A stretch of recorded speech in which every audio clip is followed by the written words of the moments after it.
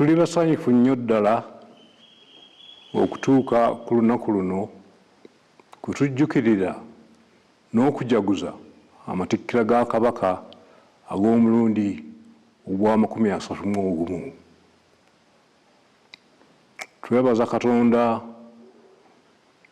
olw'obulamu bw'atuwadde n'obujjanjabi bwe tufunye okufuna mu nsi ez'enjawulo. Twebaza abasawo olw'obujjanjabi ate era nga bakyatujjanjaba.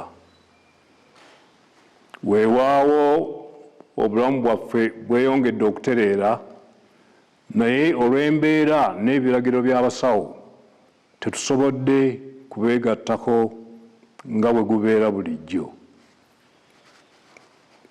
Twebaza omulabirizi w'ennamirembe Moses Banja,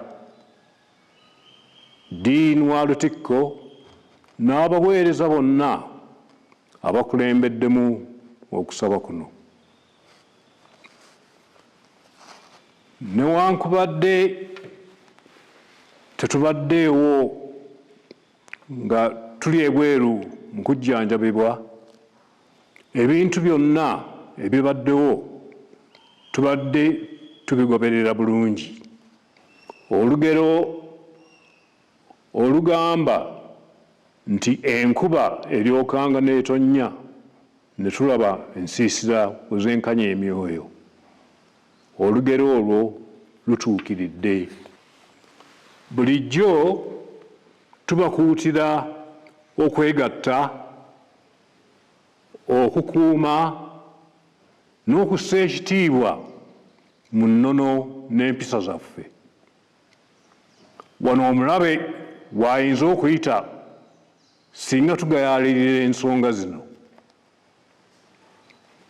Embeera gye tuyiseemu mu myezi egiyise eviiriddeko abantu abamu mu butamanya oba mu bugenderevu okuvoola n'okumenya empisa y'ensi n'okweyisa mu ngeri etesaanidde. Bakoze ebintu bingi okuubisa abantu baffe ebikwata ku Nnamulondo n'Obwakabaka. Kino kya bulabe ddala.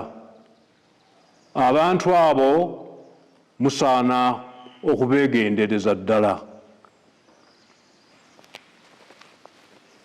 N'olw'ensonga eyo tujjukiza abantu baffe ensonga zino.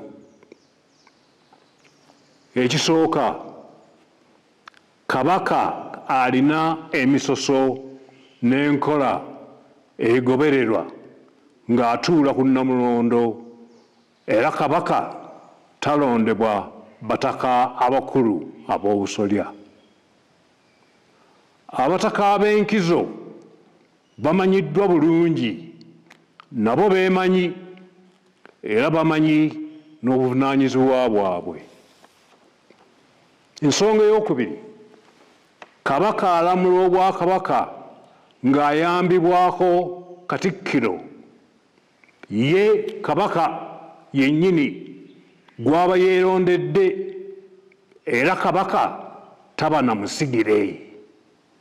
Ensonga ey'okusatu, mu nnono zaffe Kabaka alina eddembe okuteekawo oba okudibya empisa ezimu okusinziira ku mulembe nga bwe gubeera. Twebaza abantu bonna n'okusingira ddala abavubuka baffe, abo bonna abali emitala w'amayanja olw'omukwano n'obuwulize eri Nnamulondo.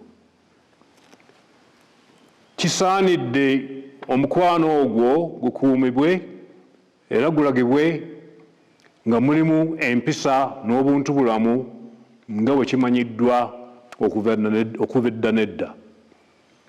Twebaza abantu bonna abeetabye mu kusaba kuno era ne tusiima nnyo omulimu ogukoleddwa abateesiteesi. Mukama abeere nammwe, nsanyuse nnyo okubabuuzaako.